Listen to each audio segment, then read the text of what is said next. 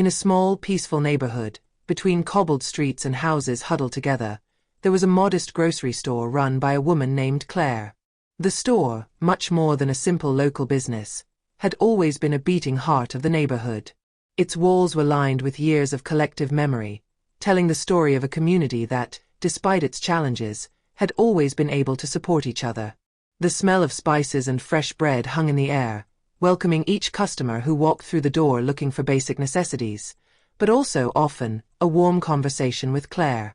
Claire had grown up there. She was born in this store, the smell of the store mingling with that of breast milk in her childhood memories. His father had founded it, and his mother had always kept it open, welcoming and human. The shelves were filled with carefully chosen products, and Claire made sure to always maintain a stock of fresh, quality foods. The store was modest, but it was a place of trust, a place where we knew and respected each other, sometimes even more than in families. Claire had seen generations of children grow up, from their first steps to departures for more distant horizons, but she had always known that the place would be there, anchored in the land of this neighborhood, witness to lives past and to come. She knew almost everyone in the area, or at least she thought she did. The neighbors, the regulars, the people of the neighborhood had always been part of his daily life. She knew who lived where, who had children, who had worries, who had lost a loved one. But that day, like a veil thrown over her certainties, Claire would face an event that would call everything into question. One autumn afternoon, the sun timidly seeped through the worn yellow curtains that decorated the small shop. The light created a soft, almost intimate atmosphere on the shelves and products. Claire, true to form, was rearranging the shelves. She carefully arranged the cans and packets of pasta, restocking them, making sure everything was perfect. She did this mechanically, a task she accomplished thousands of times, but her gaze was elsewhere, as if absorbed in thoughts that escaped the ordinary. It was then that she noticed a child, a face she didn't recognize. He didn't seem to be one of the regulars, and he obviously wasn't accompanied. A boy of around 10, with straggly black hair that fell in messy strands on his forehead. He seemed both discreet and out of place, like a lost shadow in this familiar universe. His dark, almost inscrutable eyes did not meet the gaze of the other customers. He moved slowly between the shelves, but his gestures betrayed a palpable nervousness, as if he was looking for something he couldn't find. At first, Claire thought it was a child of a neighbor whom she had not yet had the opportunity to meet. Perhaps he was just passing through, or perhaps he was coming for a brief errand. After all, this neighborhood was small, and the children, although few in number, all knew each other more or less. She didn't pay any more attention to it. But as she continued to arrange the products, a strange feeling settled over her. This boy seemed to linger ominously on certain aisles, stopping in front of the shelves of cookies. Claire, used to seeing people absent-mindedly glance at the sweets, was not immediately surprised. However, this boy didn't just seem to be looking at the sparkling, colorful boxes. His eyes, fixed on the packages, were looking for something else, something deeper. He scrutinized them like a man searching for buried treasure. Claire stopped in her work for a moment, aware of this look, like a gentle warmth diffusing in the air. Then, without warning, the boy took one last furtive glance right and left, making sure no one was watching him. In a split second, he slipped a packet of biscuits under his jacket, folding in on himself to better hide his gesture. He took a few hurried steps, his eyes still shifting, trying to disappear into the shadows of the store aisles. Claire seart sang. Her shopping instinct told her to react, but another part of her, a more human and tender part, pushed her to indulgence. After all, it was just a packet of biscuits. A gesture which, in the innocence of childhood, could be perceived as a whim. She wondered if it was worth intervening for such a trivial act. But as she looked more closely at the boy, Claire realized something was wrong. His hands shook slightly as he adjusted his jacket, and his gaze was anything but that of a mischievous child. This boy wasn't just a wannabe thief.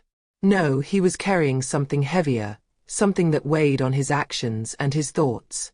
He wasn't stealing for fun or out of laziness, he was stealing out of necessity, and this revelation broke Claire's heart. She froze, destabilized. The business instinct, the one that allowed her to manage each situation with fairness and firmness, clashed with a new conscience. She couldn't afford to ignore this gesture, even if, deep down, it was almost insignificant. It wasn't the theft itself that disturbed her, but the invisible pain it revealed. She thought of the many children in the neighborhood, of the families who, under the appearance of a peaceful life, carried invisible burdens. Under her breath, Claire slowly walked towards the boy, determined to understand. She didn't know exactly what she was going to say yet, but she knew she couldn't let him go without addressing him. When he felt her behind him, the boy suddenly froze. His eyes, at first shifty, fixed on the ground, avoiding Claire's gaze as if he had committed an unforgivable mistake. He clumsily tried to hide the cookies under his jacket, but the effort seemed in vain. The package was too bulky, and Claire looked at it without anger, but with gentle firmness. She stood there, facing him, for a moment suspended between reprimand and understanding. "You know," she said in a calm but firm voice, "this is no place to hide things under your jacket. If you want something, I can help you find it, but there's no reason to steal." The boy looked down, blushing slightly, but he didn't say anything. Claire could sense that he carried a much heavier burden than this simple act of stealing. It was not malice, not carelessness, but a silent cry, a call for help muffled in his shifty gaze. She observed the ribs of his small hands, trembling, as if each gesture was a struggle against something much larger than himself. "Do you want to tell me why you did that?" she asked softly, her voice tinged with compassion but also with caring curiosity. She didn't want to judge, but to understand.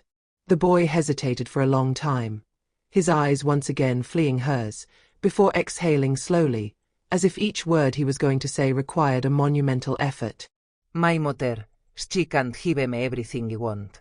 She tries, but sometimes there's not enough. His voice cracked for a moment, a flash of pain crossing his eyes. She works all the time, and I have to survive. It's just cookies, madam. Nothing serious, punto. The boy's words hit Claire with a force she hadn't expected to feel. He wasn't just talking about cookies, but about the daily struggle to fill a void much larger than food. It was the fight for love, for security, for a little comfort in a world that seemed to offer him only crumbs. Claire leaned a little closer, observing this little boy so broken by life, much older than his age suggested. "You know," she said after a heavy silence, "I'm not going to punish you. I understand how you feel. But there are ways to ask, ways that won't put you in an even more difficult situation."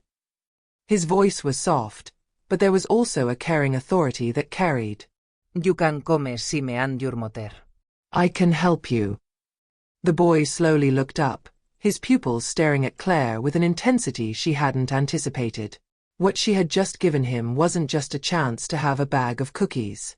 No, it was an opening, a door that opened towards a form of dignity that he had never known. He always had to take what he wanted, always had to fend for himself, always had to be the one hiding in the shadows of his own fear. But there, in front of her, Claire had just offered her a light, a glimmer of hope. He nodded slowly, but remained silent, as if Claire's proposition was almost too good to be true, as if distrust was more rooted in him than the possibility of being helped. He held out his hands, but without much conviction. He had lived in a world where promises were often empty, where help was just a word thrown into the air, carried by the wind but never landing on him. Claire, seeing his hesitation, knelt gently at his height. "I'm sorry for your situation," Claire added, her voice a little trembling with sincere empathy. "But know that stealing is not the solution. It's not you who's wrong, it's the situation around you. And that's unfair, but there are ways to change that, together." She smiled tenderly, a smile imbued with all the wisdom and gentleness of a woman who had spent her life understanding the subtleties of human hearts. She took a packet of cookies, but not the ones he had stolen. No, this package was new, still sealed in its packaging. She held it out to him, but he hesitated to accept it. The boy seemed to struggle internally, his eyes staring at the cookies, then withdrawing into himself, as if the simple act of accepting a gift required an inordinate amount of effort. Finally, After a moment that seemed like an eternity, he held out his hands. A thin smile appeared on his face, fragile like a ray of sunlight piercing through a dark cloud. It was a smile that did not have the lightness of a happy child, but the seriousness of a child who realized that he could, perhaps, begin to trust. A few moments later, Claire handed the boy the packet of cookies, her gesture simple but full of meaning. It wasn't just food she was offering him, but something much more precious, a possibility, an open door. She wasn't just satisfying a little hunger, but offering him a moment of respite, proof that he was not alone in this silent struggle he was leading. Compassion, this simple act of human tenderness, could sometimes break down the strongest walls. For Claire, it wasn't just about giving cookies, but about offering this child a little dignity, a chance to feel seen, and maybe even a little loved. She knew the boy was not responsible for the circumstances he found himself in. No one chooses to be born into an environment of poverty, into a world where the adults around them are constantly struggling to make ends meet, exhausted from endless days. Claire knew this well, because she too had grown up in this neighborhood. She had seen families struggle to survive, but she had been lucky not to be left behind. This boy, however, was the product of a system that often only saw its errors, its weaknesses, without ever taking into account the deeper reasons for its actions. He was just one face among many, invisible to society, but essential to those who took the time to see him. The boy took the packet of cookies hesitantly, as if afraid that this simple act of kindness would be too good to be true. A mixture of shame and relief mixed in his eyes. He was probably burdened by a world that had taught him to stand on his own 2 feet, to fight for whatever he wanted, even if it meant crossing lines he didn't fully understand. But today, for once, he hadn't been taught a lesson about what he had done wrong. He had been shown that he could, in fact, do something good, simply by accepting help. The boy finally walked away, his small body heading towards the store door, but this time looking a little lighter, as if an invisible weight had been lifted from his shoulders. It wasn't just about cookies, of course. It was about something much more fundamental.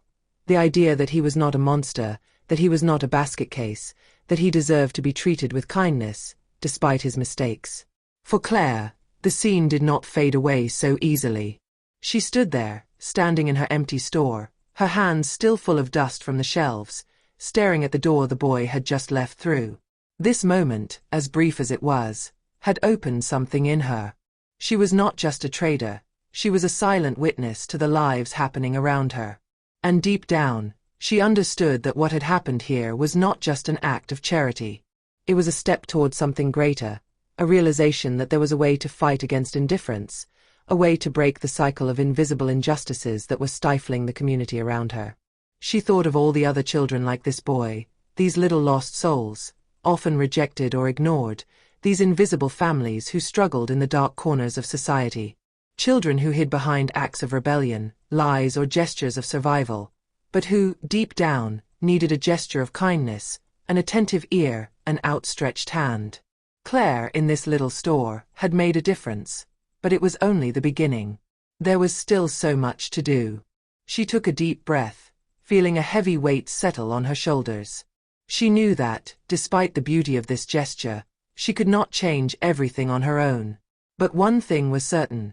It was not enough to remain a spectator. She had to go beyond her own concerns and take concrete action. She promised herself not to look away the next time a child came through her door, to reach out to those who needed it, to understand that every smile, every gesture of kindness could be a door to a more human world. In the days that followed, Claire began to observe the faces who frequented her store differently. She began to see the subtle signs of lack, of fatigue, of invisible struggles. She spoke with parents, offered products at reduced prices, listened to the stories hidden behind the shelves of her small business. She knew that sometimes compassion alone was not enough. There was a need for more, a support system, real care. But she also understood that it started with simple gestures, the little touches that allowed a little dignity to be restored where it had been lost. And so, Claire's store became much more than just a business. It became a haven for those who needed something more than material goods. It became a place where people could, even if just for a moment, feel seen, understood, and above all, supported. Because sometimes an act of kindness isn't just an act of kindness. It is a call for solidarity, an invitation to see others for what they really are. A human being, with dreams, struggles, and a dignity to preserve.